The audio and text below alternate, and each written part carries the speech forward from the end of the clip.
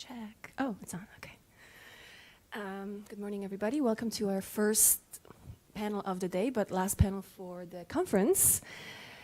And I'd like to begin by acknowledging that we are on the land of Chippewa of the Rama First Nation, and that we have four speakers, three presentations, and that we will begin with a presentation from Laith Marouf and Chris Albinati. And I would just like to introduce our speakers.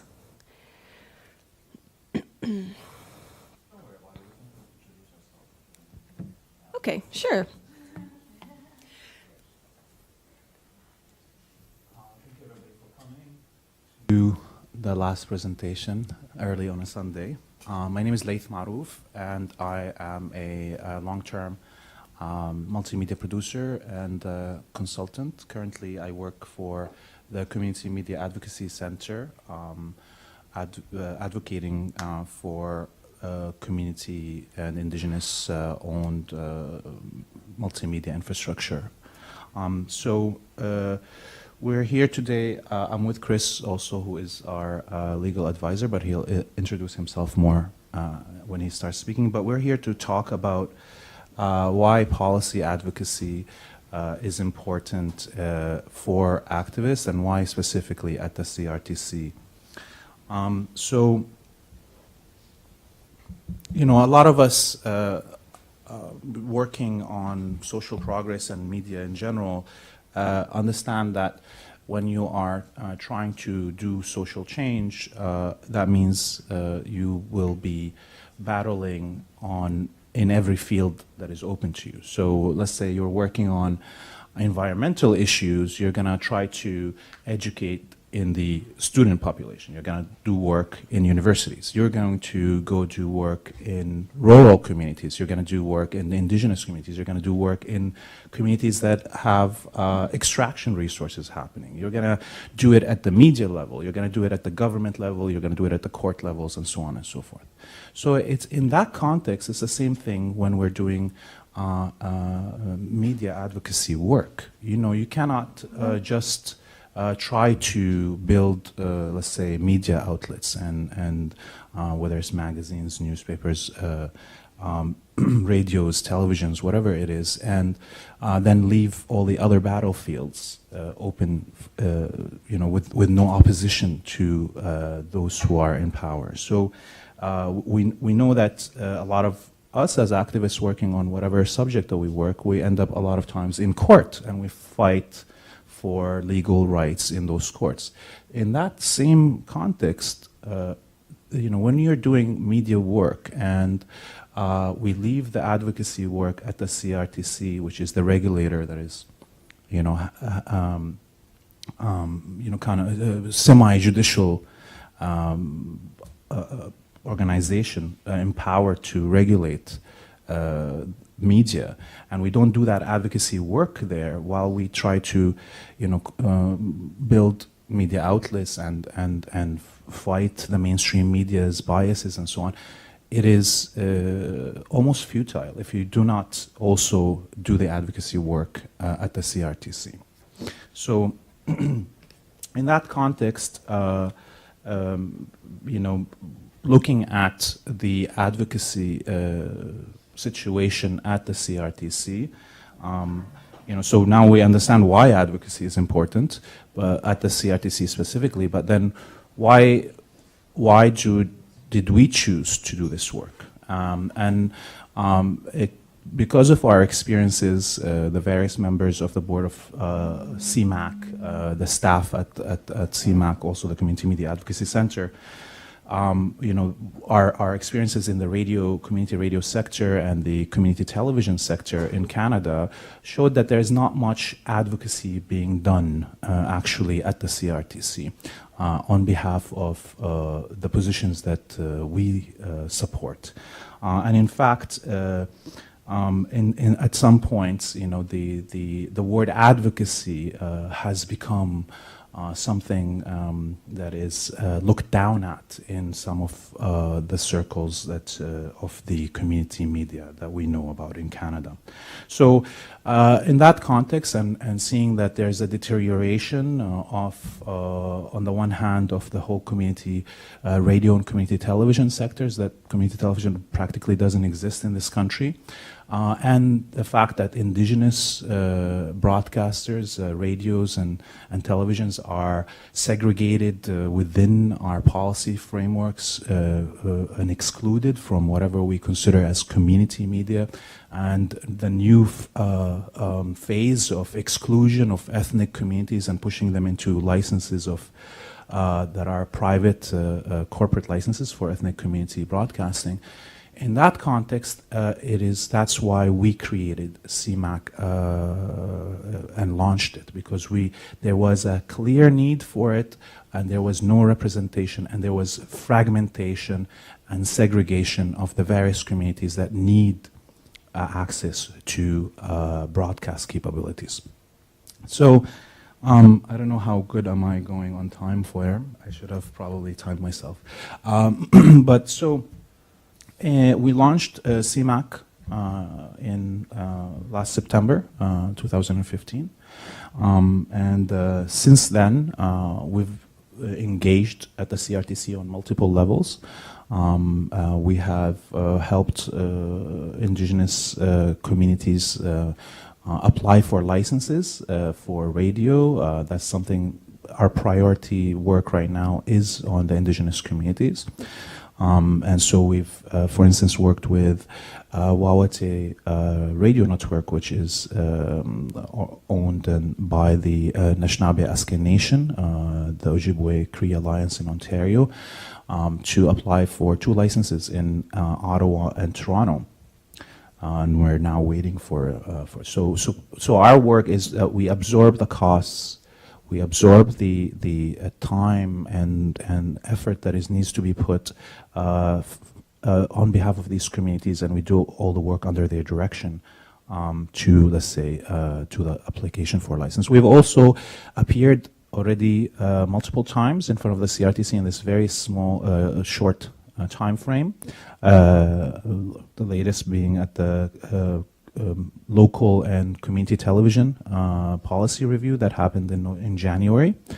And we've intervened on so many other files in this very short time frame. So you could see that how there was a service that is needed, that is desperately needed by specifically, these communities that are segregated and excluded from the rest of the system, and that there is a thirst for this. If we want to today, we could drown ourselves in work in terms of how many communities need support on so many levels, and we're kind of like we're pacing ourselves in order not to take on too much, but in a way this is why we think policy work is very important. Some people think that policy work is boring or it's not revolutionary enough, and so on and so forth.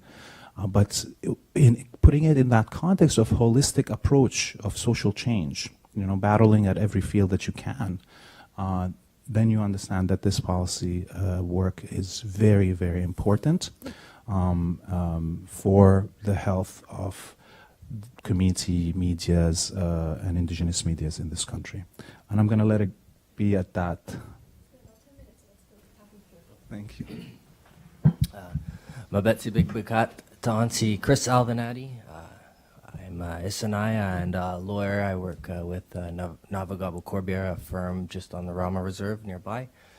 And I'm a graduate student at Osgood, finishing up my master's degree and starting my PhD this fall, working on Indigenous land rights issues, focusing specifically on how blockades assert Indigenous law on the ground and disrupt and create sites of conflict for wrestling with questions about Canada's story of colonialism and its reality of colonialism. But I got my start in all of this really in radio and community radio as a journalist working at CKUT about 10 years ago now. And so it's been quite a journey. CKUT really taught me about, you go to journalism school and they teach you to go out with a microphone and to report or collect some stories and then cut them together to make a broader sort of synthesized story for a broader audience. But CKUT taught me about doing journalism in a way that connected with communities, that was about engaging them and finding those sites of struggle and those voices that were marginalized that needed to be represented in the media, that were being excluded by the mainstream media. And so CKUT taught me about those ways in which you use the tools that are available to you to disrupt and to create positive change in that way. So I took that and I've applied that as a lawyer and now as an academic. To better and well, I think always to better ends. So this is another thing that we do with Cmac, and me as the legal counsel, I sort of look at the technical aspects of it, the regulatory stuff, but I wanted to just cover a couple things too in terms of just what do we mean by policy advocacy. So first, what do we mean by advocacy? Well, advocacy is about, if you're talking about systemic change, you have to start by acknowledging that there's a system that needs changing. If you're talking about anti-oppression, you have to acknowledge that there's oppression. You have to identify it. If you're talking about decolonization, you have to acknowledge the colonization that you're working against, right? So we acknowledge that there is something that needs to be changed, so we have to identify the best sites where we can enact that change. Policy is a site for change. Although it can be boring, it can be filled with jargon and terms. One of the things I said yesterday at the other workshop was that the reason why legal jargon can be, seem elitist or oppressive, I think, is because there aren't enough good lawyers to explain those terms and why we need them and what are the benefits of them. But policy is a site for change, and so CRTC, the Canadian Radio Telecommunications Commission, is that government-created organization construct that has been delegated the authority or the control over deciding what policy is going to be implemented and imposed for regulating media and community media in particular. So how does Cmac do policy advocacy in the way we're talking about? Cmac is built from the ground up on connection and rooting in the community. It's about community engagement. Everybody who's involved in this organization has come from years of experience and struggle working in community radio and in community media and working on trying to advance change. So we have an ethos or a mandate that is about engaging with the community and finding ways in which our skills and our experience and knowledge can be brought to support what they want to secure, what they want to achieve. In terms of the CRTC in particular, if they want to seek a license or if they want to engage in a policy hearing, such as the community television hearings that happened in January, which Cmac was a part of, and I'll explain a bit in a minute. We can help by bringing information and support and other advocacy sort of work to those communities so that they can engage in that process. And so, just briefly, the CRTC hearings are open to the public, but they're supposed to bring in the people who are being directly impacted by the policies that are being talked about. And typically what ends up happening is that the major community, or not, the major sort of corporate media groups tend to dominate these hearings. They have, it was kind of funny, we showed up at the ComTV hearings and they had two long rows for sitting in front of the panel. And, you know, sometimes the groups presenting are just one person or 3 people, and we were kind of trying to figure out why there's these 2 huge rows. And then Bell shows up, and they have literally one person speaking. Everybody gets 15 minutes to speak or whatever. They have one person speaking, but a whole row of lawyers for some reason, you know, to show up at these policy hearings. So there are very sort of visual kind of imbalances in this process, and we try to engage in that.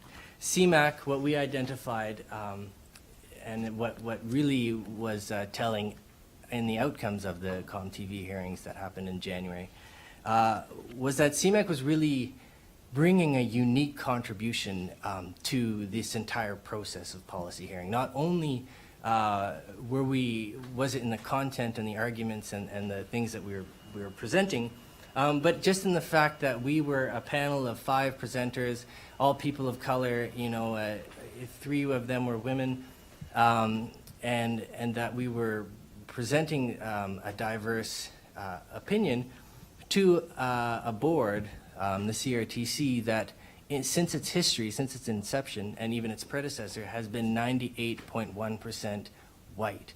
And I think 98.1, well, definitely 98.1% white and probably 90% male in its history, right? So those are some of the things that we acknowledge and that we have to reflect sites of change. So even by just being a panel made up mostly of women and people of color and projecting that towards them, it was a way of visually challenging them on that, on the makeup of who should be engaging in the conversations around policy. But what came out of our contributions to the community television hearings was the way in which we addressed policy advocacy, was the way in which we approached it. So typically, there are groups like the NCRA, or there are groups like Cactus and other even PIAC, the Public Interest Advocacy Center, that get involved in these public hearings. And they have lawyers that, you know, do some research and then present a memo to the board. But what we were doing was we were actively engaging throughout the process. So we did our research and we presented our first arguments, but then as the hearings were going on, we were going through the transcripts of every other presenter, which was time consuming but worthwhile, because we were pulling out the evidence that other people were giving, so that in our final submissions we were summarizing the problems and handing them to the board, the CRTC, to make it even easier for them to identify the points of change that need to happen and the ways in which recommending where those changes can happen. So comparing our work to someone like Bell or Videotron with a bank of lawyers, they're just reciting the same old stuff that they're doing. They have these massive expensive surveys, customer surveys and reports that they've put together, and yet their engagement, their level of engagement with the actual material coming out and basically the real story that is being presented through the numerous contributors to these public hearings, nobody was engaging with that except for Cmac. And so I think that is one way in which, you know, starting with a community engagement approach, with that ethos, starting with an understanding of policy advocacy about not trying to just change something for yourself, but about finding the broader and the systemic problems, acknowledging those, and then looking for the ways in which those need to be changed, looking for the weak points or the pressure points where those can be pushed. Because we're not a big organization, but we use our resources in such an efficient and targeted way that we think we make a strong contribution there. And I think that sort of, you know, in our unique contribution to the community television hearings, that came through. And I don't have much to add. I think we have a couple minutes, but Laith, I'll let you wrap up if you have a closing word or two.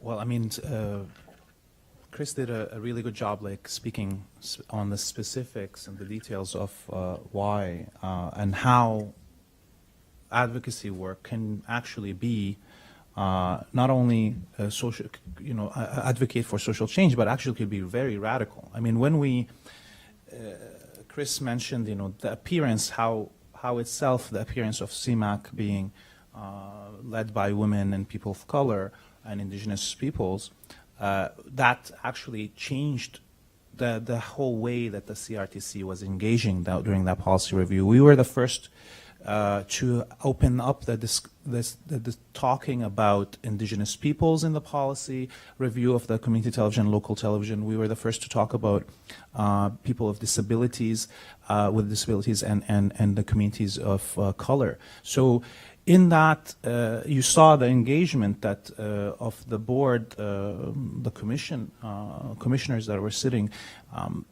took that very seriously, because they were like, oh, now we're having something unusual being put in front of us. We're hearing the same repetitive thing of the corporations asking for more money and everybody and the majority population complaining. There was, until that point, the voice wasn't there. So it opened up a space, and this is what we are saying to you. In reality, policy work can be very radical, can be revolutionary.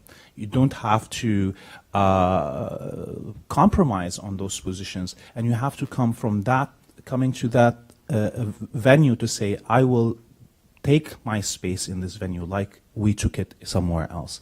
And that's how policy advocacy can be very powerful.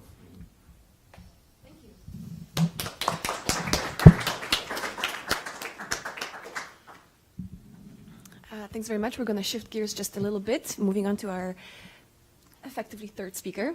And it's my pleasure to introduce Carolyn Wong. Would you like to say a few words to introduce yourself, Carolyn? Yeah. It's probably best that way, yeah.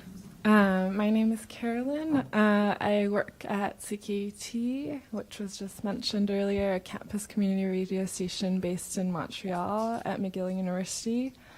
I guess for this presentation, I'm just speaking on behalf of, or a perspective as a person who grew up using social media and the internet and basically not being able to get out of it because I grew up on it.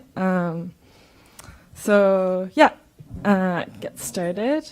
So as someone who has grown up with using the internet and social media, I've been reflecting a lot on how it's been beneficial but also disadvantageous to specifically social movements. I've noticed certain generational gaps in the way we use social media and the impact of that media on different generations. So this presentation comes from both my skepticism in terms of the ways in which there hasn't been much accountability and responsibility in terms of the social media work being done, but also my own feelings of feeling that I've benefited a lot in terms of connecting with people of similar politics and similar backgrounds and histories through social media. So it's kind of like both of those things I'm trying to work through. So this presentation is just kind of like small anecdotes of ideas I'm working through and not really a big coherent argument. So I guess in a time where the economy is shifting towards an information economy, I think there's a lot of different ideas that academia is working through, but maybe social movements are less so thinking about in terms of how labor is becoming more immaterial, like it's not visible, as we can see through a lot of social media and journalism work. And I think in this presentation, I'm going to try to frame social media as kind of a new sharing economy in terms of what Airbnb is doing, in terms of a lot of certain people's labors are being exploited through social media, and that it kind of affects writers who are trying to write for a living, because social media is this idea of like sharing. You can share your ideas, but certain people are being paid for the work that other people are sharing for free on the internet. But maybe I'll get into first some of the ways it's been beneficial first. So yeah, through the internet, the grounds for us to find others with similar politics, visions, priorities, and goals are ever so expansive. It means that we can have different discussions simultaneously and through multimedia, and access to social networks and information that would otherwise necessitate more time or is so much easier to find nowadays. As a millennial of color who grew up through internet space, I've kind of developed new ways of connecting with other millennial of color through the internet. So I've understood Tumblr as a place to develop friendships, and I know people who have met in person from first becoming internet friends, and even people who've dated through Tumblr. It was through internet space that I was able to understand the histories and legacies I've inherited, and witness important political conversations, and connect with other youth with similar histories and politics. So with this access, it means that people can now talk about politics in a very comprehensive and nuanced way from a distance. Through the internet, we now mourn differently, we share differently, and we fight differently. I've witnessed from my home, like in my bedroom, on my bed, like very intense events being live streamed through the internet. So it's like an interesting disconnect in that way, where if the comfort of your own home, you're witnessing really, really intense events unraveling in the world. And also, if I can't make it to a demo, frantically searching for a hashtag that my friends are at, or certain demos that are not proximate in my geographical location, and being able to follow what's happening out there, again, just through in my bed. And through the social media, you can see what's happening out in the world, and also if your friends are there, you can keep track of what's happening in terms of whether they're okay, and being able to send messages of care. So the use of Twitter was essential to the Quebec student movement and anti-austerity movement in 2012, and has been essential to the Black Lives Movement from 2013 to the present. People have been able to find each other at demonstrations through social media, film the actions of the police and put it up right away, and provide live time documentation of important moments, but also to set up networks of support and care after post-demo. So this is kind of facilitating a kind of online activism. And also, social media has been extremely beneficial to disability justice struggles. So mental health, mobility restraints, lack of access and accessibility, responsibilities of care and support, and all the burdens of work and capitalism are reasons why a lot of people can't be physically present at in-person meetings or at demonstrations. So social media has been so prevalent that we cannot ignore it as a political terrain for action. And it has provided space for those who've been neglected by mainstream media, But yeah, given all those benefits, I'm going to go into some, I guess, limitations and struggles of social media. So within that framework of social media as a kind of labor that is often unpaid, I guess I'm trying to think through in what ways can we use it given these restraints, and also acknowledge that there are these restraints. So there's an article called that was published called Pink Collar, and it was published by someone named Jennifer Pan, who talks about how the realm of public relations and communications, this realm of a lot of social media work is a kind of emotional labor that is expended through the internet and is often gendered.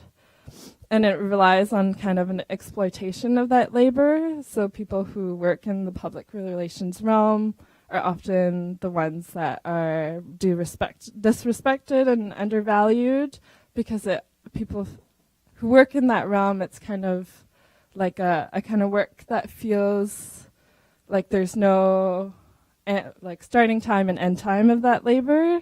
It's not a clear 9-to-5 job kind of thing, because it's emotional social labor.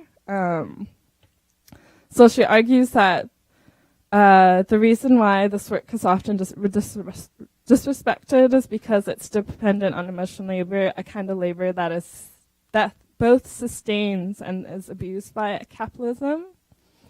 And then there's another article that was recently released, was an article called Sui Park and the Afterlife of Twitter by someone named Yasmin Nair. She is a activist with Against Equality, a queer collective that argues against, I guess, the mainstream gay rights movement of fighting just for marriage equality. And she basically goes through some events that have happened through Twitter, and arguing that Twitter has been essential to the formation of discourses of race and gender, whether in a positive way or a negative way. She argues, quote, "To take Twitter seriously, we have to see it as a staging for neoliberals' injunction that everyone should now make and remake themselves in order to survive," end quote. So she basically argues that we out of survival, we need to brand ourselves and our activism through Twitter, because that's the starting point of a lot of writers in terms of eventually getting paid. As she says, quote, "People are required to craft themselves into investment commodities," end quote. So people are forced to brand themselves, including their identities and experiences, and produce knowledge for free in hopes of eventually getting paid work. She also explores the idea of the exploitation of trauma narratives. So in terms of through social media, the focus is a lot on the trauma faced by women, and especially trans women and women of color. There's a certain kind of fetishization of their experiences, and it turns into kind of reproductive labor where these traumatic experiences of trans women and women of color become the only form of knowledge that is of interest, as opposed to their actual critique of the systems that harm them. So by only focusing on these narratives, we are neglecting the work that's done by trans women and women of color in terms of dismantling these harmful institutions that are creating the trauma in the first place. So in a time where social justice circles are rife with trigger warnings calling out an identity politics as acts of survival for some, structures of accountability need to be cultivated on and offline. We need to think about the challenges and responsibilities of having these conversations online, and also creating structures that support people who are harmed online, but also structures for people who are harming as well. Otherwise, such emotional labor reiterates the trauma, and the labor remains very much exhausted.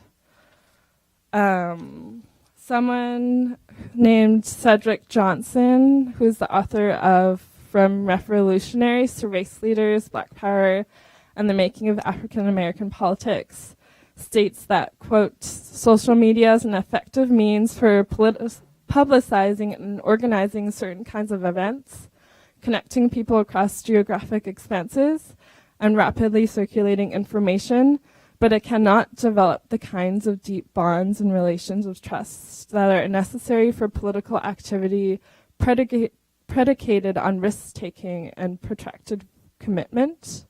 I mean, this is the quote that I was just thinking through, and I don't know if I completely agree yet, but it's interesting in terms of thinking about trust and how social media can or cannot form that kind of trust. So when we are caught in cycles of exhausted political arguments on social media, we cannot lose sight of the broader radical visions we are striving towards. There are ways in which social media work can be effective and affirmative of our social movements. So many actions flourish through social media, as do relationships. We just need to start thinking about how we can use social media more effectively and think about how some people's labor are exploited through social media, and basically build an online activism that recognizes the importance of some social media work, and that is more strategic to profound social justice organizing. Thank you.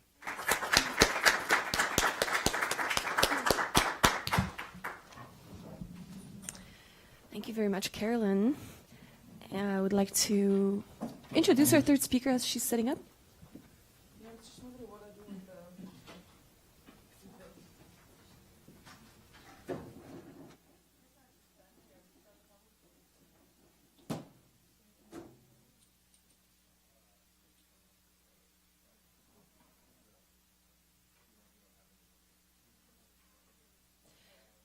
Stefania.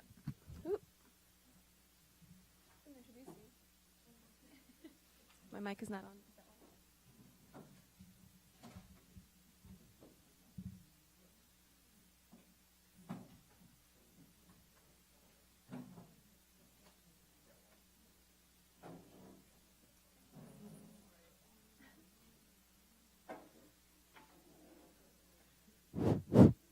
So, is this on?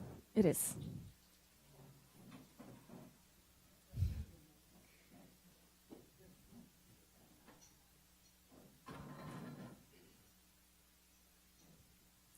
So as Stefania is setting up, I would like to introduce our final speaker. She's a researcher and activist fascinated by the politics of technology as it intersects with activism, social change, and governance.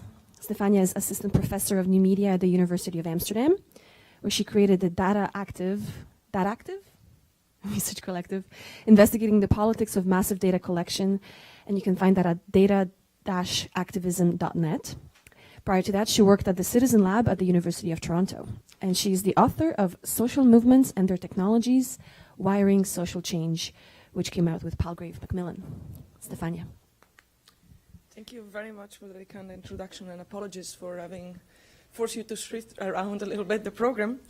However, it gave me some time to listen to the presentations of my colleagues and adapt slightly mine. In that I don't deliberately speak about advocacy here, but I try to create a connection that I'm going to explain in a minute. So I do believe advocacy is extremely important because it creates the conditions and the rules for us to operate. My political background and ideology, let's say, originally didn't bring me that close to advocacy or the state in general. But I came to believe that there is value in spending energies and time into creating the conditions for what becomes possible, in the near future. So what I'm going to share with you today is some work in progress that I've been working on since 2013 and never having the chance to finish. There's a lot of text in the PowerPoint, which is a little unusual from me, but it is a way of thinking through this topic. So this is a theoretical paper, apologies for that tries to assess social media and media activism of today in light of the literature that has really shaped, informed, but also fueled my interest and my work on media activism, let's say 15 years ago when I started working on this topic.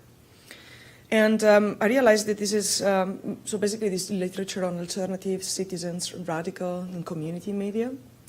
But then what I realized is that a lot of this literature, which I think was fundamental for me and for the movement of that time, doesn't really speak much to the dynamics and what happens really on social media today. So it's an attempt to bridge the two, and of course, as you might have got by now, to critique social media a little bit. So mine is an invitation to think critically, to interrogate the technology we use in order to, of course, take advantage of all the possibilities they offer, but also to engage with the challenges and be a little more critical when we use them. For they come with some sort of political economy embedded and some sort of surveillance embedded in them, and we ought to consider this when we adopt them. So this is more or less what I want to share with you. What is the link with advocacy here? Well, not much explicitly, but in a way, think about, so what I asked throughout the presentation is, so do social media create subjectivity? Do they contribute to empower people? So we can also think about this as, and do social media create movements? As a sociologist, I can tell you that certainly they create mobilizations. Movements, it's a little bit more difficult to prove if we take at least certain definitions of movements. So the link with advocacy is then, what do social media contribute to create informed publics? And publics that are empowered, that have a certain perception of the collectivity, but also that are able to identify both problems and strategies and work on the long term. Because working at the policy level is a mid-long-term process. It's not something that bears fruits, unfortunately, on the immediacy. So that's also a problem that we might see when people mobilize a little bit in this kind of sort of ephemeral level on social media. So this is what I want to do. 4 parts, a brief literature review. A lot of it's already on the slide, so I'm going to walk you through it. Then focus on 3 features of media, alternative media, and media activism by extension that I've identified. So empowerment, emancipation, and counter-hegemony. And then I will describe what they are, and then engage in 4 main items of critique of social media. Not everything is negative, don't worry. It's just an attempt to, as I said, to connect the literature and what they said about alternative media and to see whether some of this remains in what we do today. So really, what is different is more or less what drove me from the beginning. So if we look at, well, this is more or less the body of literature that I considered, the work on alternative media by Chris Hutton, where alternative media is explicitly oppositional, but also outside the sphere of the mainstream, and is characterized by a strong oppositional counter-hegemonic character. Then you have autonomous media, which are, and I quote, the vehicle of social movements, and they encourage and help others to produce their own media products. Think, for example, about in the media. So they do not only provide channels for dissident perspectives, they also seek to establish participatory modes of communication. So it's not just about telling your story somewhere or getting your story through the media, but it's also, as this guy said, this guy actually is a Canadian guy, I think, from Simon Fraser, autonomous media perform the role of teachers by way of the good examples they provide, encouraging people to engage in media production. Then you have tactical media, which was a concept that emerged in the Netherlands in the 90s around tactical television, so interventionist media, hit and run media interventions, but they are very the same nature, short term, and that are designed to mostly disrupt the system and make people think by this disruption. Then oppositional communication practices. These are also some Canadians from Simon Fraser. The name was left out. But seeking to cultivate alternative public spheres. So there's the idea of the public that is cultivated over time, nurtured, which then is conducive to, for example, engaging in advocacy. And then my own classification. I call it emancipatory communication practices. A little lengthy and not very useful, but it was an attempt to put an emphasis on the emancipation side of the story that I'm going to describe later. One of my favorite perspectives, at least back then when I dived into this stuff in the 2000s, was the work of Clemencia Rodriguez. She is Colombian originally, based in the United States. I think now moving to Temple University for the fall. And her conceptualization of citizens' media owes much to radical democracy and feminist theories.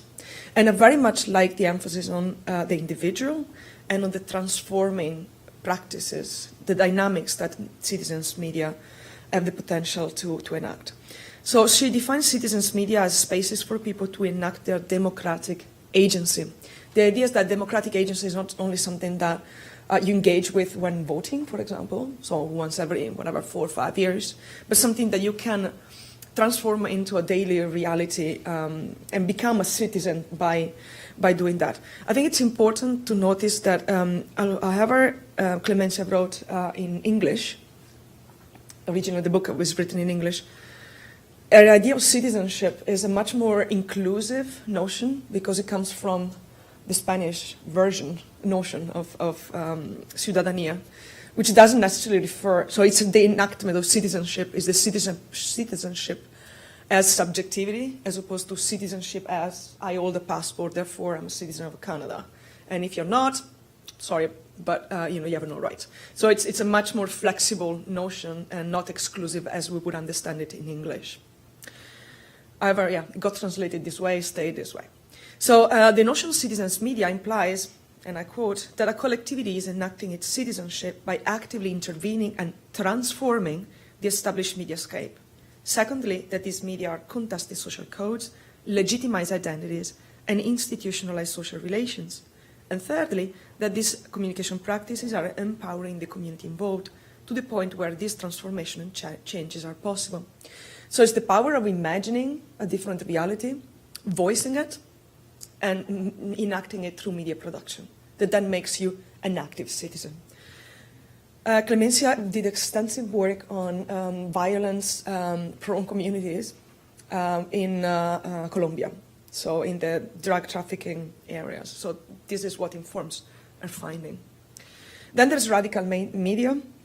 John Downing, 2001, a book that I still take as the Bible. It defines radical media as media generally more scale and in many different forms that express an alternative vision to hegemonic politics, priorities, and perspectives. So it comes to this definition through the lens of Gramsci's analysis of culture and power and his notion of counter-hegemony. And I like what he says, that these media break somebody's rules, although rarely all of them in every aspect. So they are deliberately disruptive. So what are the main features if we look at this literature review? Well, I think there are three: empowerment, emancipation, and counter-hegemony. Empowerment as creation of subjectivity and agency, at both at the individual and the collective level. Emancipation as autonomy, that also derives from the anarchist ideas. And then counter-hegemony, which comes from Gramsci, as an ethical statement. So it's also where do you position yourself vis-a-vis society. So it's something that has the power to spill beyond media and media practice to permeate a definition and your engagement with society in general. So empowerment is the process through which individuals and groups take control over their media technologies and messages by participating in the actions that reshape their communicative processes. So it can be seen as freedom for communicating your own terms, so freedom for creating your own media and all of that. So the media, and media production in particular, then become agents of subjectivity and agency. So they contribute to create subjectivity and agency. So you become a political subject precisely because you have this power that I mentioned earlier of imagining and translating this imagination into action. So it's really the exercise of active control over technology that empowers people, including non-expert. And here I'd like to quote Gretchen's workshop yesterday on demystifying technology by engaging in creating technologies from scratch. So this is exactly what I mean by empowerment. It's a perfect example. Then emancipation is, in contrary, freedom from something else. So from commercial media logic, capitalist media, and its constraints at the level of infrastructure, skills. So what you have is teaching and demystifying as a way of freeing yourself from these dynamics. So emancipation can be seen as the efforts of these empowered groups and individuals to obtain equality and or freedom in the communication and media sphere, both for themselves and for the other social groups and individuals. The idea of autonomy, speaks to self-organization and freedom from political control. So very strictly connected to the notion of emancipation is the notion, of course, of self-determination as the free choice of individual and groups with regards to their culture and communicative future. And the third comes from Gramsci, counter-hegemony. JD stands for John Downing, the author of this book, Radical Media. Not only are radical media, and I quote, attempts to challenge dominant ideological frameworks and supplant them with a radical alternative vision, they are also conveyors of social change. And there are two aspects in particular that speaks to the counter-hegemonic level. So people engage as a collective project. Rarely you produce media by yourself, at least if you think about the media that informed my thinking here. So I was doing community radio, which is something that usually you do as a group. But also if you think about indie media, I mean, they all had an idea of a collective project at the bottom. And then the second element, the organization forms is functional to the promotion of prefigurative politics. So trying to create here and now the world that we would like to see. So creating the internet we would like to see, the mediascape we would like to see. This is very counter-hegemonic. And I think it's important to look at the work of Tim Jordan, who actually works on hackers, but who said that, but I think this applies also to media activism, not necessarily the computational part of it. The organizational forms of this movement of this media, is often an ethical statement in itself. It's something I like to repeat. It comes from one of my interviewees. The way is the goal. So it's not just the media production that is important, but also how do we get to media production? How do we get to the end result? That is important. So if you are participatory by default, then we should also seek participatory ways of media production. Not just, let's say, a broadcast that has different voices, but is produced autonomously by someone. So, going quickly towards the end, I have no clue of the time, but I'm also perfect. An Italian, so I can speak forever, if you don't keep me in check. So, 4 aspects of, let's say, critique of social media that I see emerging looking at this literature. So really what I try to do here is to apply these concepts that emerged from the work of, for me, these very important scholars.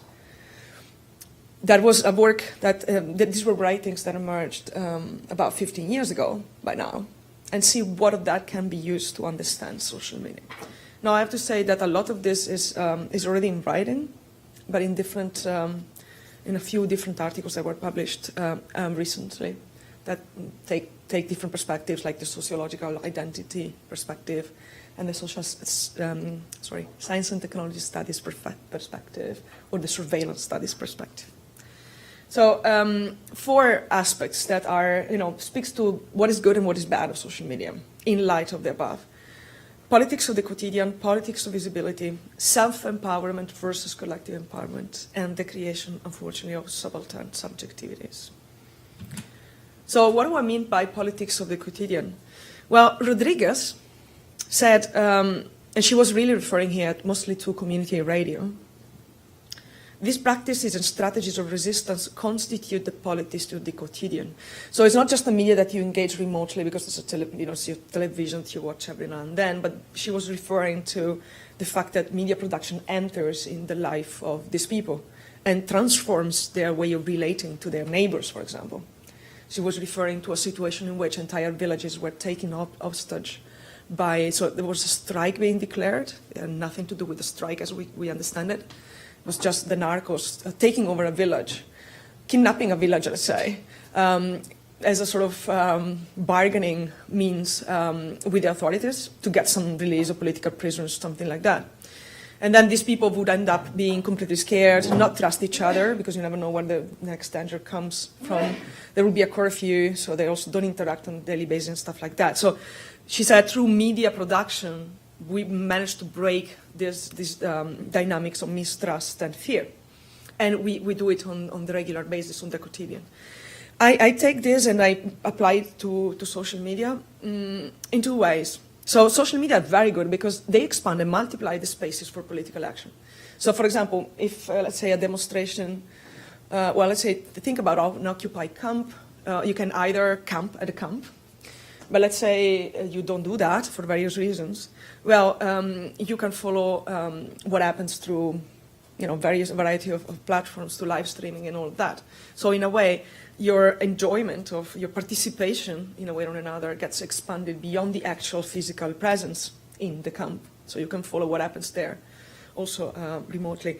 So in a way, social media reverberates, so they expand the lifespan of an action, invading our intimate space as well, because it comes through a mobile usually, which is something very personal, very intimate. And at the same time, they allow for some sort of reverberation, echo effect, by which what I write now is then picked up by someone else, and then by someone else, by someone else, if I'm lucky, if I write something smart. And that creates a different type of spiral of engagement with political ideas, which is beyond, again, physical co-presence. At the same time, it's also pretty cool the fact that you need no skills whatsoever to engage in social media reporting, for example. I mean, I know it can be much more complex and much more refined, but also people who have no skills find it easy to engage. So this is, if you want, is the good aspect of social media. Then there is something a little more problematic, which is what I call the politics of visibility. The politics of visibility, I'm a sociologist, so what I look for in a movement is a collective identity. That for me is the main indication of the presence of a movement and the fact that the movement is sustained over time. Collective identity is not very easy to track down or to study, but it's very fascinating to engage in the study of it. And it can be, it contains usually cultural, ideological aspects, but also feelings, emotions, and all of that. And what seems to me is that identity now has been substituted by visibility. And I cut in this a little short. I have an entire article arguing for this. But basically what I say is that the politics of visibility has substituted the politics of group identity as a crucial component of contemporary identities. And what you have is that everyone can participate in creating the collective narrative, which is cool, of course. But then this collective narrative ends up being a sort of lower common denominator, mix and match of elements. Because if what gets picked up by, what I call cloud, whatever, by the group online, it's only what people share and not the most controversial elements. Thank you. So although this is a very theoretical argument, I drop it there like this. Trust me. It's not very scientific, this thing. But I elaborate it in something that I call cloud protesting, which is my notion of my way of making sense of protest at the time of social media. And I have sooner or later a book coming out on that, if I ever bother to write it. But yeah, the idea is that this politics of visibility has somehow taken the place of collective identity, and this is a problem. It's a problem also in the construction of publics for advocacy, for example, for more long-term action. Then I have two more elements. Self-empowerment. Yes, social media are great for self-empowerment. We feel pretty good when we get likes or shares and all of that. And it's very natural. It's not stupid in a way. I mean, it's how we are as human beings. We interact with other human beings. But then there is an overemphasis on individualism, which can also be, I ever understood, as personalism. So Lichterman, in 1996, a sociologist, wrote extensively on personalism, saying that actually personalism is not bad. It's that different from individualism, but it actually supports rather than sabotaging political commitment. Because it is actually a legitimate need for self-expression and self-fulfillment that goes hand in hand with the sense of dedication to particular people as a community. So personalism It's not negative because it supposes that one's own individuality has inherent value, and as such as the right to emerge. Now the problem is that yes, personalism is good, so this is the good side of the story, yet individualism is around the corner. And then I'm very much worried about the element of collective empowerment. So what I see in social media is extensive self-empowerment, which is the start of collective empowerment, but not much collective empowerment that stays over time. And again, I drop this there. 2 more slides. If we look at media and organization tool, and then counter-hegemony. So what we have with social media is a media of interaction instead of a media of collectivity. And the interactions, again, are fun, are cool. They do produce subjectivity, but not yet quite the subjectivity that sociologists consider the basis of social movement. So it's a media to network as opposed to media as a means to transform or reform media or change society and building counter-hegemony. So social media, for me, they score very high, of course, when it comes to organizing an action, a little bit less when it comes to organizing over time and for something which is beyond the immediacy of the next month. And then, well, the issue of counter-hegemony. How can we understand counter-hegemony in relation to commercial social media? Well, here we have a big problem.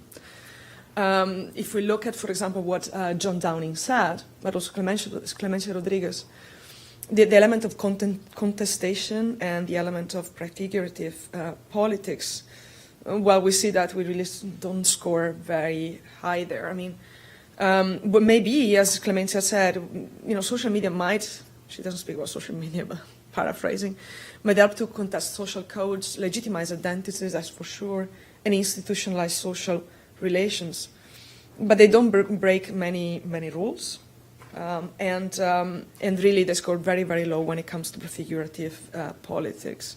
So they don't engage usually with criticizing the infrastructure, which is what, for example, community media has done for a very long time, and also my colleagues earlier discussing what is wrong with the infrastructure, which is the system in a way, right? I mean, I'm talking about media infrastructure as a sort of, placeholder for the system. And I guess I'll leave it at that. It was a lot of material, very theoretical, but thank you for your time.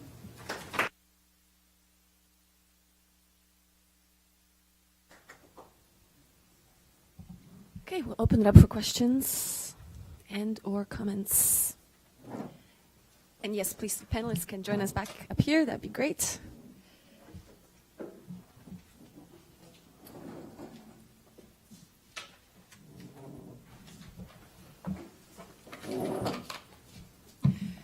I actually have a question to, I guess, get the conversation going. And it's for all the panelists, really.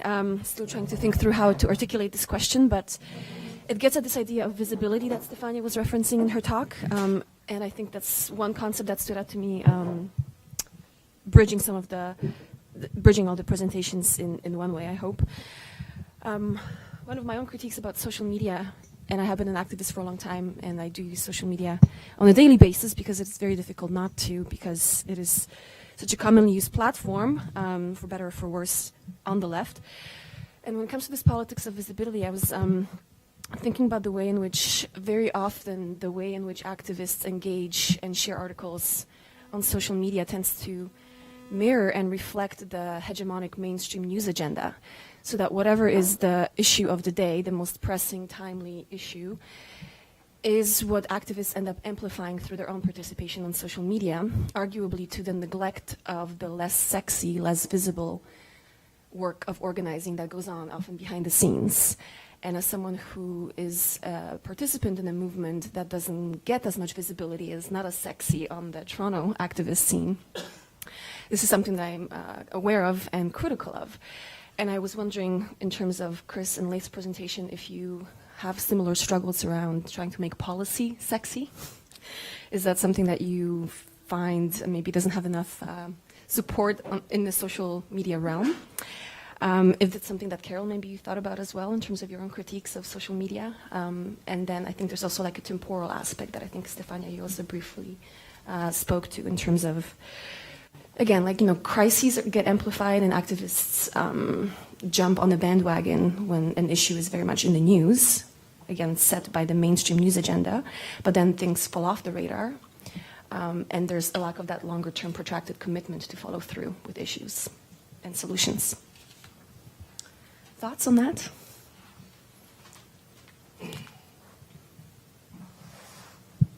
Policy advocacy as something sexy, or do we want people to think it's sexy? I really think it is very sexy and empowering. You know, I actually, on the one hand, I'm kind of very proud of writing all this language that we write and challenging authority in the language of authority of colonial rule in English as an immigrant with English as my second language, and appearing in front of the CRTC as somebody who's been here 21 years and finally received my immigration papers in November, okay, because of my political work. So appearing like there with all this, for me, is empowering, you know, comparing myself to all these activists that are white and born here and part of established organizations that are not doing that job. So for me, that's on one that, you know, I'll give you another example that makes it sexy for me. You know, we worked on a complaint against Videotron, the biggest cable distributor in Quebec, for their misuse of the funds that are allocated for community television. And, you know, people don't know much about community television in this country, but what this means, you know, the money that is funding community television coming out of the subscribers' fees. For Montreal, for instance, that's $27 million a year. That's basically more than all the community media in the whole city, all the different media outlets on whatever format they are, combine their budgets. And the person that owns Videotron is Pierre-Carl Palaideau, was just until last week where he resigned, was the leader of the separatist Quebec Nationalist Party. So everybody hates Pierre-Carl Palaideau, all the left, all the progressives, everybody that's fighting against him in the province.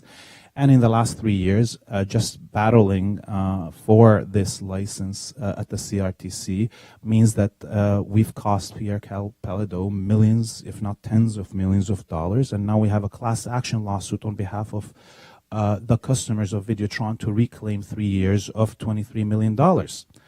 So we've cost Pierre-Carl Palaideau more, we've landed more punches on him than all of the left and all of the progressives in the whole province. And no matter what, we've cost him more money than all of the others that have. So that is in policy work.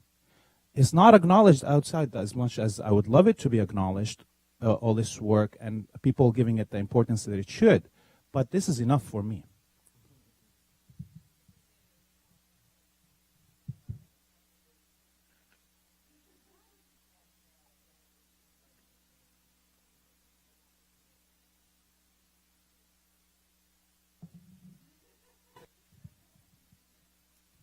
I mean, what is sexy? You know, how do we do that? If Laith and I are we wearing era-appropriate attire with disheveled beards and so forth, dressing up policy? We do our best, I guess. I don't know. For me, I struggle with those questions because when I think about in the community television hearing, we were asked a question which was sort of directed at community radio and the issue of creating space for different types of programming. And one of the commissioner, actually the commissioner, Jean-Pierre Blais, I think his name is, J.P. Blais, the chairman actually, he said, well, something to the effect of, well, how do you deal with programs that just aren't going to be popular? How do you explain those? If community radio can't create those spaces for alternative programming and that kind of thing, if it has to focus on what is popular and measure those things based on popularity, then it's going to have problems from the start. So for us, I mean, what's sexy to me is communicating how policy changes things, not how it's exciting or in the moment or energizing, those other kinds of things, how it's going to appeal directly, you know, with the best hashtag or something like that, to the mass audience right away. But how can we link those kinds of solidarities through different struggles, through different sites of change, and how does policy do that? There's a hum that's telling me to stop. I don't know, but that's what I think is sexy, is advancing that change, explaining how policy does that. I think social media definitely, the essence of social media plays into those dynamics of branding and capitalism. And we can see that in like Twitter, like you have a 150 character limit, and in Facebook, all the posts that get the most likes are ones with photos, and it's all about branding. And I think in a way it works for a very immediate situation, as Camila was saying, but for long-term relationship building, it doesn't at all, or in terms of connecting with an issue in a more deep way. So I think social media is just kind of a tactic for other forms of media, like community radio or community television, where there can be more long-term relationships established, and it can be just like an entry point in terms of knowing about those other kinds of media. So yeah, I don't actually think social media can do the long-term relationship building, because there's so much information being shared all the time. And just to complement the excellent perspectives that we have heard so far, I think the main problem with social media is that they actually reproduce what we are used already to with mainstream media, which is an overemphasis on events as opposed to processes. But if we want movements to change the system, we need a systemic critique, and the systemic critique requires attention to the process. And how do you form the ability to think through the process? How do you actually even manage to understand the process if you just get chunks or things here and there? Well, that's for me the main challenge, which then, you know, it becomes a problem for advocacy, becomes a problem for also the systemic problems that Carolyn talked about. Questions? Comments?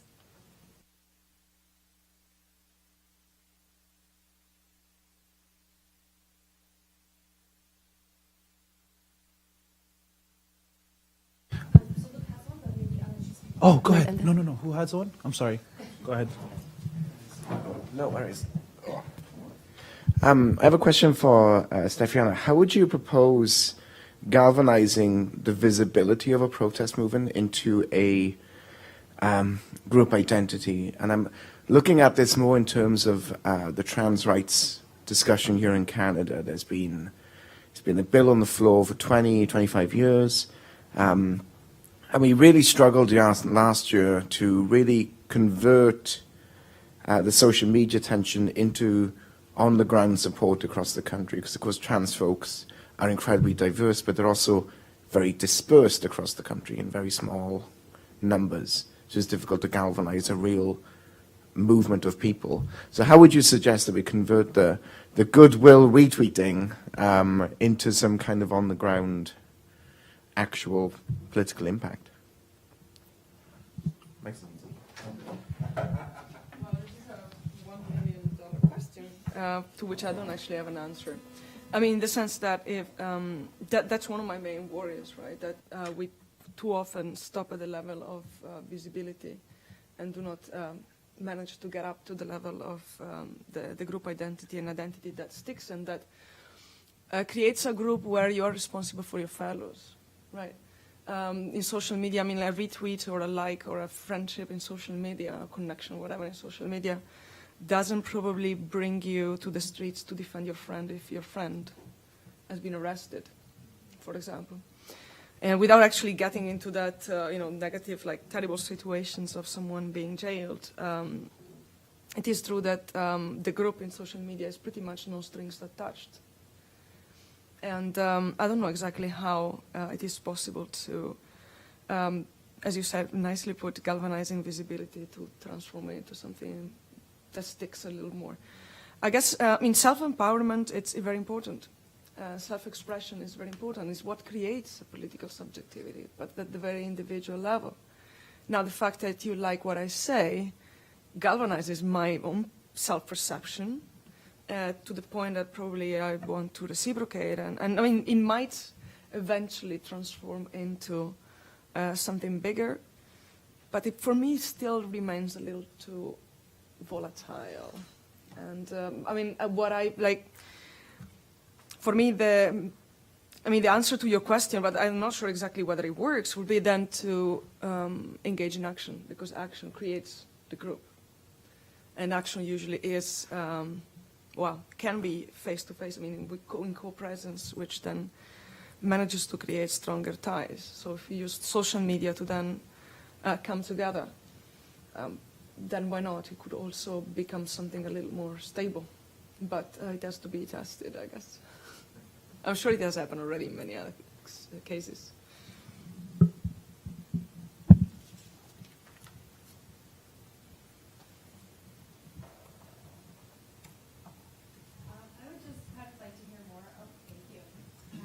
I just wanted to hear more about what Laith had to say to kind of continue on to just kind of focusing more on the process. I think you had some more to add on to what she was saying. But I kind of, what was the last thing that you said there in the pickup one? I'm sorry, I just totally blanked out now.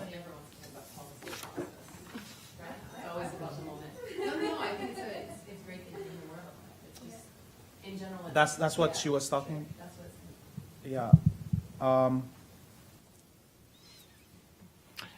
mean, like, I'm gonna take that example of ICTV again, the independent community television project to take over the community license, television license in Montreal as an example.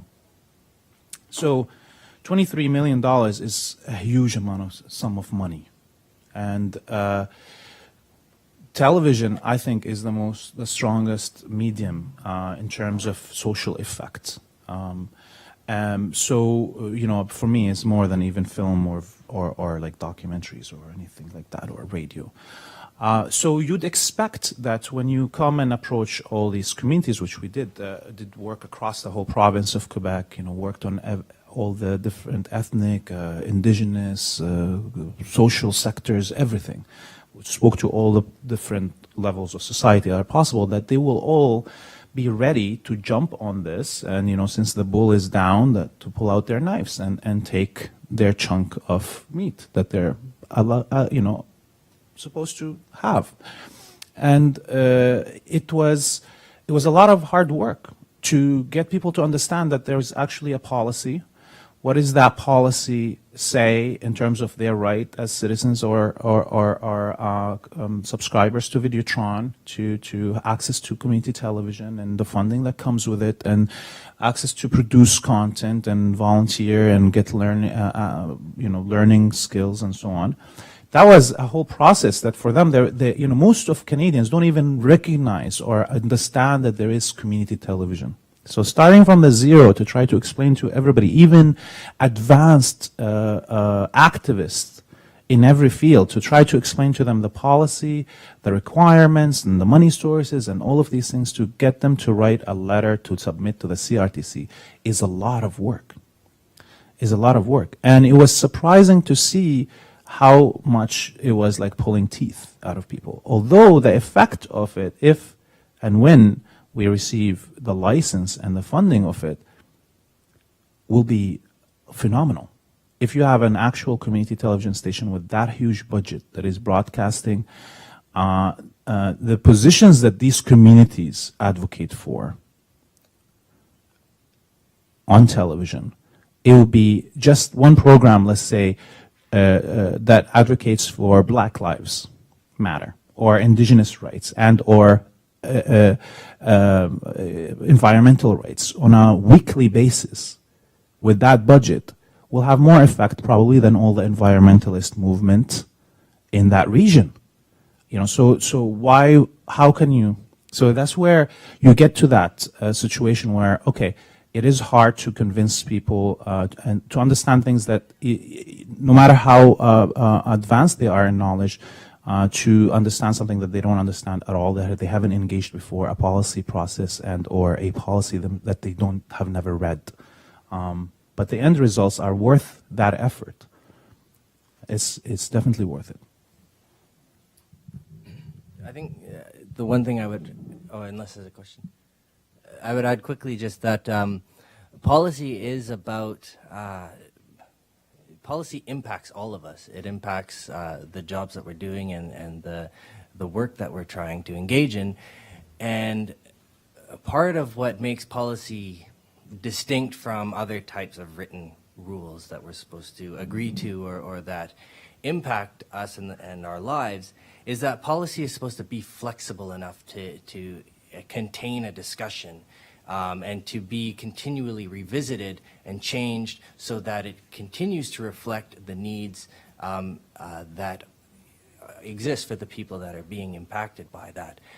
So communicating that to people and then helping them to understand the process part of it, to understand the points where they can explain what they need, explain what they want, explain what needs to be changed in the policy is part of that, I think. So, go ahead. So something I find really interesting about all these presentations and that I'm working through on a personal level is just exploring, I guess, the boundaries of our movements and where the blind spots are that in our participation is a level of complicity, right, with the very structures of power that we're trying to unravel. So how do you address or confront these critiques on the policy side that the work is inherently complicit with and obedient to settler, colonial, imperialist sort of structures of legal power on a social media standpoint, that your participation is contingent upon your complicity with corporate hegemony with those systems?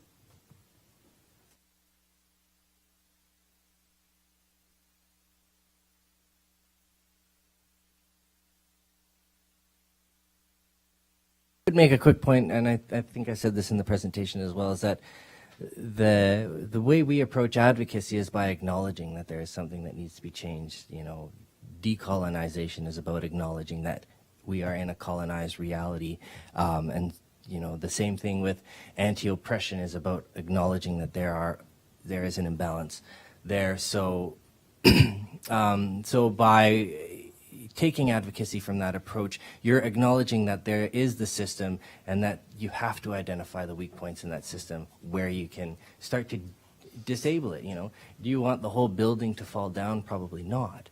But there are going to be parts of the building that have been created by very racist and privileged people, special rooms for only that they can access. You know, if we think of policy or society as a building, you know, privileged people have created whole floors just for themselves. And we don't want to tear the whole building down, maybe. Some of us do, maybe, but if we don't want to, you know, cause mass destruction in that sense, which can hurt a lot of other people and would have to be justified on a different sense, you can start to take out those parts. You can start to focus on those parts. Say these special floors for white people, or these, you know, the CRTC with its 98.1% only white only history. These special areas are no longer justified. They are no longer fitting with the needs and wants of society. You know, they existed, or they were created, or that habit or routine was created from a time and place where white men thought they were the only people who knew how to run things. And so that's what we see. Those are the parts we need to attack and take out. I guess maybe adding on to that, there's the option of tearing it down.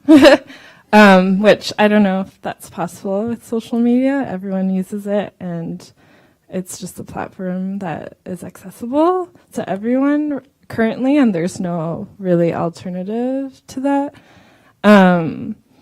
But I think yeah, I'm a strong proponent of autonomous organizing and creating the alternatives to the mainstream structures. So yeah, just like looking towards other forms of media that are alternative to social media, but within the confines of still using social media because it's the only option. I think there are little nooks that you can still take in terms of challenging it. So, I mean, just the fact that each person has so many Facebook friends and from different backgrounds and different politics, and sharing on the newsfeed like disrupts the normal wall of normal posts that people get. So just like little things like that. And the fact that Twitter has taken such a political path of for social organizing is, I think, also a way that has been appropriated for organizing. So yeah, I think there are ways within the system, but also finding alternatives is also important.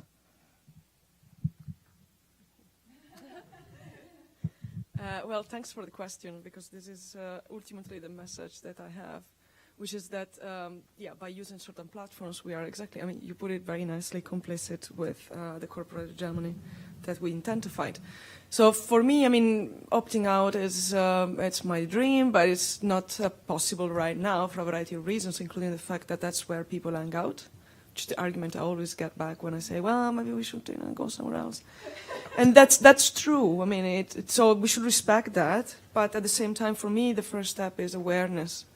Using something with some critical eyes, knowing that this is not perfect, knowing that we are part of it precisely by, being co-producers of knowledge and part of their certain business model that supports capitalist social media as they are. So awareness of that complicity would be the first step.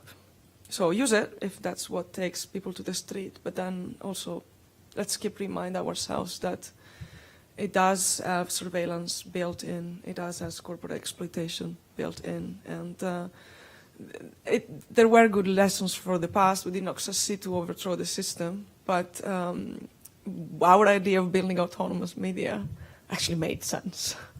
So maybe not throwing that completely out of the picture is good to remember.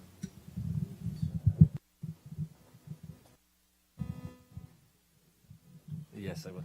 I just want to add one point is that with regards to opting out, if you come from a place of privilege or something like that, you should recognize that opting out can be a privilege and that there are people who can't opt out. And the people who can't opt out are usually the ones who are the most oppressed, the most marginalized. And so even if you are at a place where you could even make the choice to opt out, you are at a point where you can recognize that you have some power, and then you have a choice to decide whether or not you have an obligation to engage the system in the ways that you can to change it for those who are stuck in it, who can't change it. And so, I mean, how that applies to social media, I mean, yeah, not everybody is on social media. Not everybody uses it. Not everybody is stuck in it. It's different, but I'm drawing the analogies from social media to society generally. But I think those same principles apply. Yeah, I mean, exactly what I was going to say carries on from there. I'm a Palestinian, half Syrian, and this is where my point of departure comes to work in media in general. I mean, I didn't get into print media, radio, and television, and now advocacy for community media just because I wanted to be on radio and or on television or print, write stuff or take some space at the CRTC. The point of departure is that I want space for my community and for my issues and for my rights on those platforms, and they are very important for achieving those rights. There is no way for my community to be given equal space in the corporate or public media venues. So, with that power, So, and if you look at what Palestinians have been doing for decades, maybe it's a little bit different than here in Canada. The indigenous population have made different choices than what the Palestinians have made as an indigenous population under colonialism in Palestine. And the choice that the Palestinians decided is that we will fight the Zionist colonial process in every venue, anywhere in the world. Okay? And that includes running, for instance, a party that represents the Palestinian people, indigenous population, in the colonial national, parliament of Israel, the Knesset. So what does that mean? The Palestinians are engaging a colonial venue, but they're engaging it in ways to disrupt it, to pervert it, to, this is it. You go, the Palestinian MKs, the members of Knesset, that are, every time they get on the stage and they shit on Israel and on apartheid and on Zionism and on Jewish supremacy and on colonialism and death and destruction and theft of land. And every day they get up there and they get heckled and screamed at and called like racist shit by the rest of the Zionist parliament of Israel. That's a choice. To make sure that your enemy, your oppressor, doesn't have even one space that they can feel comfortable in. Okay? So this is, for me, a strategy in general. It's not something that's just for Palestinians. You have to, if you want social change in whatever subject you work in, you have to engage your enemy on every battlefield possible. And therefore,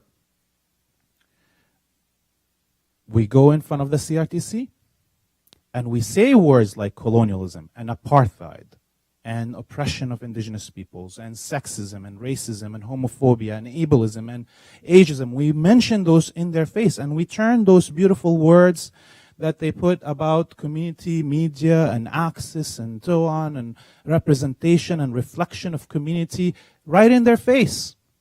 Like Israel talks about democracy and justice and human rights, and then you go tell them, here is what you're doing to your indigenous population, and here's colonialism, and you put it in their face. And they, on the Holocaust Memorial Day, you remind them that they are committing a genocide against the Palestinian people. Okay? That's a strategy for battle, for social change.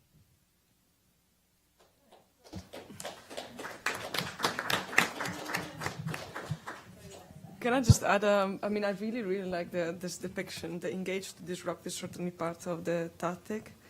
Applying it to social media, it becomes slightly more problematic because there is a level we cannot engage with when it comes to social media, which is the algorithmic level, which is invisible, which is there. So even if we have the impression that by flooding Facebook with good content, eventually something changes or take it over, well, sorry, that's not the story. We only know partially what Facebook does with its algorithms. They are continuously changed. There have been experiments. But unfortunately, if we transpose this excellent strategy to social media, it only partially works. And I think that's important to take into account. Stefania, I'm not a tech, but isn't there a way to disrupt algorithms from a tech perspective? Like people disrupt surveillance technology by cutting their hair and wearing makeup in a way to hide their eyebrows and whatever else Christiana was talking about. She does in her spare time. But my point is, isn't there a way to disrupt algorithmic technology? Unfortunately, I don't think so. Okay. It's called hacking. Well, yeah, but you don't hack the platform at that level. Not that I know of. Ghost algorithms on your own Facebook to disrupt their. I have no idea what I'm talking about. I think it's slightly more complicated. You know the surveillance cameras are there. You know how a camera works, right? You can disrupt that technology. These algorithms are invisible. proprietary secrets. Yeah. These corporations kept under, nobody has, even the people that are working So at we need a high a technical Facebook level, surveillance the Facebook something. inhibitor don't understand the whole Yeah. process. Yeah. So, and on top of those algorithms, there are individuals there's a big article recently, Facebook staff filtering conservative news stories out of people's feeds or whatever. Yeah. So there are So things there's that were disruption inside. also engaged in a process of curation that isn't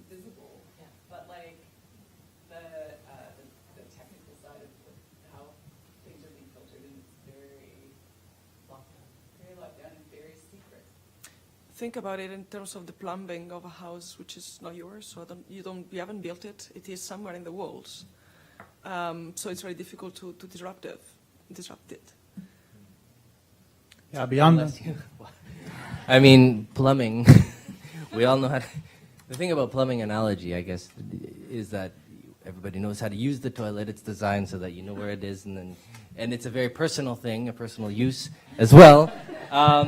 But you know how to disrupt the plumbing, even though you don't know where it's being disrupted. Yeah, so I it's guess. only a problem.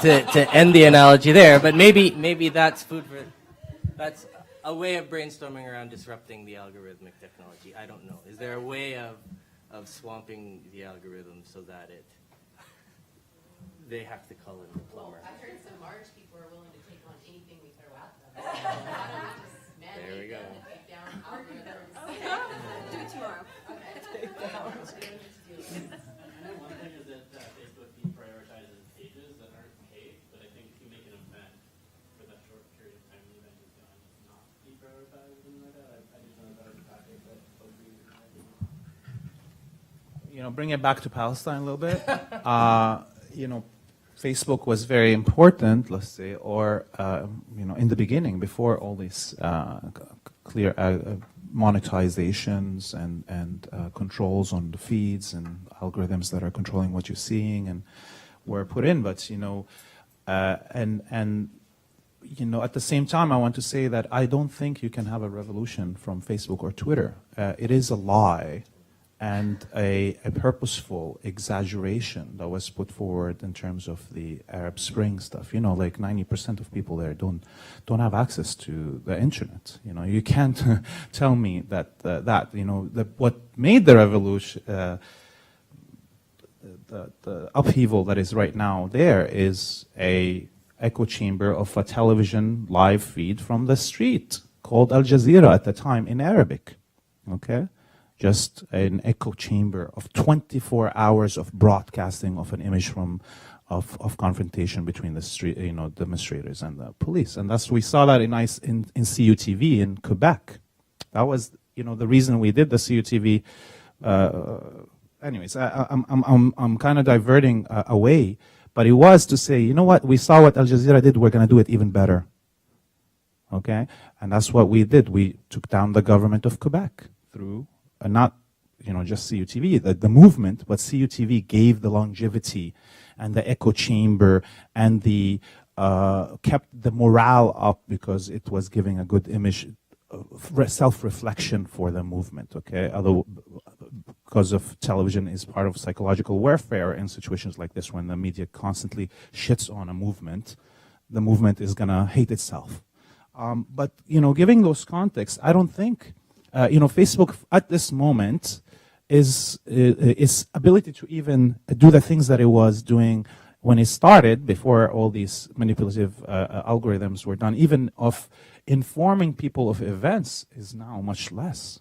I know that, you know, we used to put up an event for Palestine on any campus in Canada, and there will be thousands of people liking and sharing and so on. Now that's all gone. Maybe politics changed, maybe there's too many Arabs dying other than Palestinians, and now every Arab is thinking about their own death and their families, but that doesn't justify this total change in traffic to these, and now, you know, Twitter, by the way, is owned, the biggest, got bought, the biggest financer is Prince Walid bin Talal, Saudi Arabia, Wahhabi, billionaire, who's the biggest shareholder with what's his name from Fox, Murdoch owns 49% of his Walid bin Talal's empire, runs 90% of all Arab televisions, filth and shit that is being aired and racist and whatever,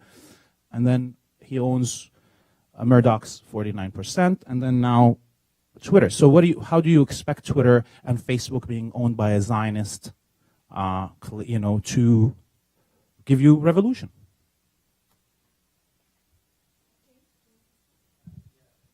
It's kind of a bit of a comment and an analogy, and there might be a question in there at some point.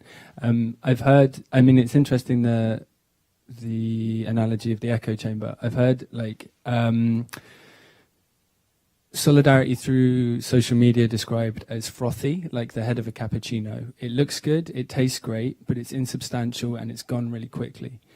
I think that the things that we've been talking about is like particularly, and it's interesting to hear you talking about strategy, which is a really important part of social movements and often gets forgotten, and you talking about tactics as well. I wanted to introduce another element to that, which is logistics, right? Because I think tactics and strategy in and of themselves is a false binary. I think the two overlap quite a lot, and we need to reconsider the way that we deal with these two categories. And then the third category, which is logistics, which is the fact that, yeah, we can mobilize lots of people with the kind of, with social media, with Facebook, with Twitter, with YouTube. We can expose things, we can gain publicity. But if we don't reconsider that in a framework whereby we're using the media in the correct way, and then we have an overarching strategy to try and defeat our enemies, then I think our use, if any, of social media is going to be one of exploitation, recuperation. And I think this is something that happened with the alternative media movement, and particularly tactical media. They were exceptionally good at taking the resources that they were given by different institutions and mobilizing them for social change. I think also in certain respects they were recuperated as well, but I think a lot of the work that they did, and it was very prefigurative in a way, the fact that like campaigns like No One Is Illegal was established at Documenta, an art exhibition, and it's been like globally successful now. And so I think we need to think and rethink how and why our politics are kind of mediated by the social media platforms that we use. Sorry, that's not really a question, but never mind.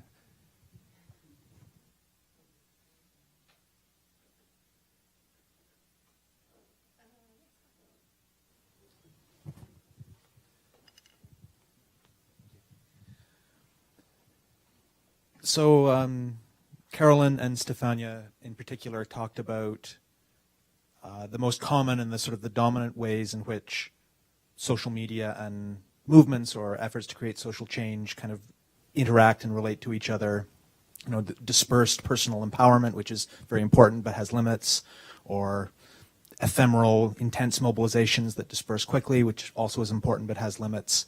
In doing the sort of your experiences and your research, are there examples that you've found of relationships between, you know, a particular struggle, particular movement, and social media that aren't necessarily sort of perfect or better, but are somehow different than these dominant sort of ways that it usually happens, that are kind of might give you some hope that there are seeds of different ways of relating social media and how movements work?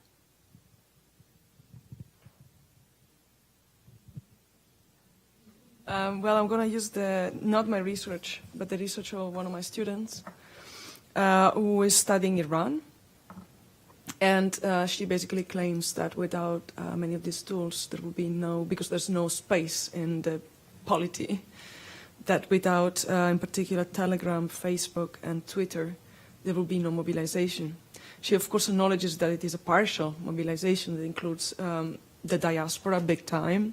So what you actually find on the ground there is still relatively limited, and it's not particularly visible, but it does empower people.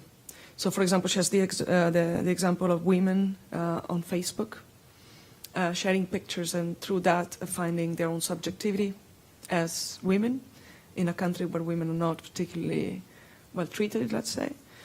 And same with Telegram for the last elections. I don't remember exactly the details, because she's working on her thesis right now. I haven't really seen the outcome yet. But she was trying to convince me that there was some seed of, if not a movement as we understand it, a sustained mobilization. Now, another element that's probably important to keep into account is that the definitions that we have in literature of what a movement is are Western. So we understand movements in light of democratic setting, where there are certain political opportunities, and the political arena might be closed or open, but still, you're not regularly jailed for raising your voice. So that's also something that needs to be taken into account. What about, for example, China and people using social media there to mobilize? It might not be exactly correspond exactly to our idea of what a movement is, but what tells us that our definition of a movement is the only possible one. So I'm not sure this answers your question really, but it makes it more complicated. I haven't really done research, but I think just from my own personal experiences and what I've heard and stuff, I know that there are a lot of forums and Tumblrs are use of it for queer youth because it's such a sensitive issue in terms of if you're young and the idea of privacy and anonymity. So I think it is an important tool for queer youth to connect with each other through the internet. And I know in particular in China, there's like forums for people to connect with each other. And it reserves that anonymity and privacy and yeah.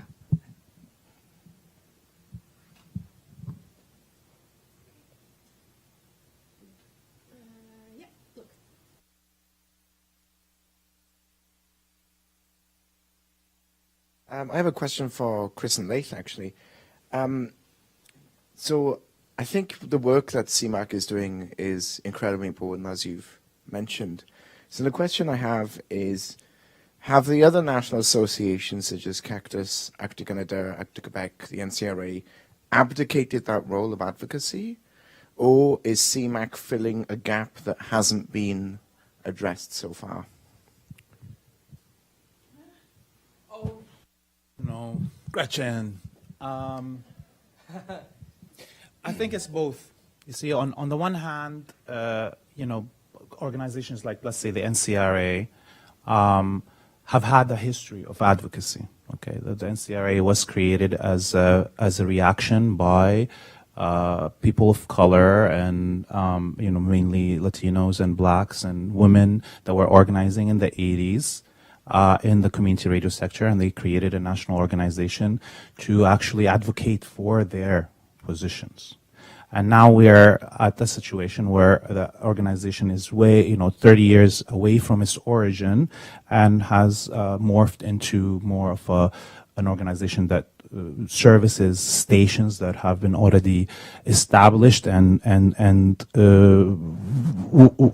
have been populated with the dominant population. Originally the NCRA was mainly urban membership of stations that have a big population. Now it's the opposite. So it's just that, okay? So on the one hand, you have that situation. On the other, you have non-advocacy period for indigenous and or communities of color at this point. So yes, partially abdicated, partially was not happening, I would say, and therefore we're just filling a gap. As well, but for me, I think it's not so much that the national associations aren't doing any advocacy at all, but that there's a gap in the advocacy. There are gaps in the advocacy and the organizing that's happening by their nature of being membership associations, where the representation is largely dominated by staff who are employed in stations rather than the communities on the ground. So, on the one hand, Cmac is advocating for representation by and for specific communities that are not being represented at the advocacy level by those associations. On the other hand, Cmac provides an opportunity to work on a case-by-case basis with groups of community media creators and producers who need to interact with higher levels of government, to pursue a very specific agenda or goal, whether it's, Wawate, for example, wanting license applications. And I feel like those kinds of case-by-case advocacy interactions, there isn't really another organization that provides that. The national associations are advocating on behalf of the entirety of their membership, and any case-by-case situation that arises has to be filtered through what does the rest of our membership think, or what can we do based on our position as a membership organization. As an advocacy group, simply offering our experience and knowledge and consulting services on a case-by-case basis to groups that are approaching us for that, we are able to apply different approach and tactics. So my answer would look at the hierarchical nature of advocacy work, because it's usually a specialized skill set, legal training, legal expertise.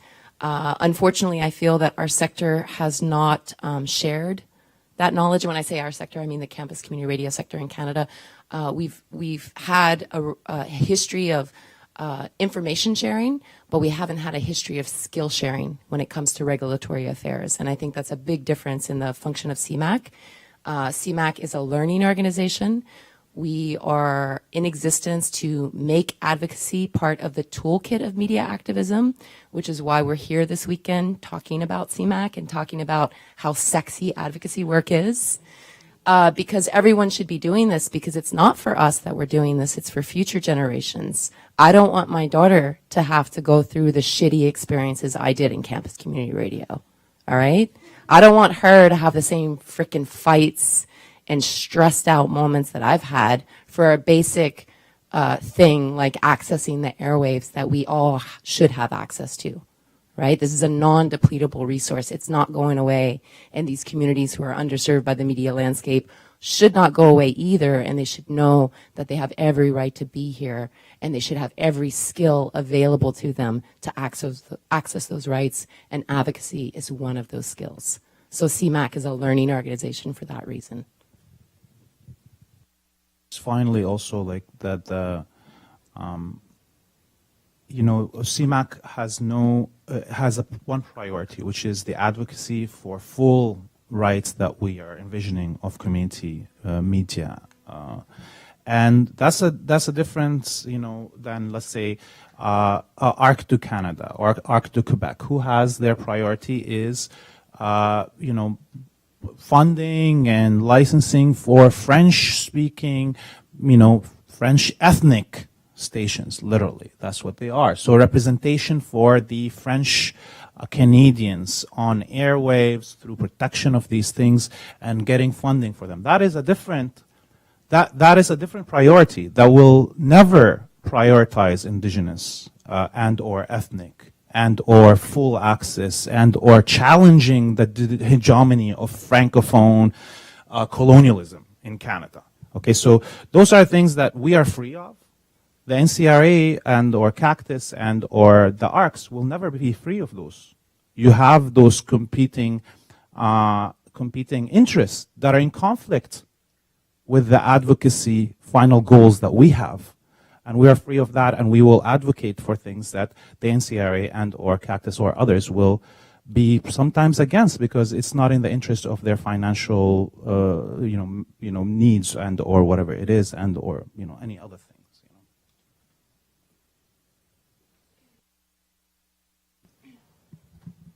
Okay, so we have reached the end of our time for this panel, which I think you will agree was very interesting and most stimulating with the discussion that followed. So please join me in thanking our panelists.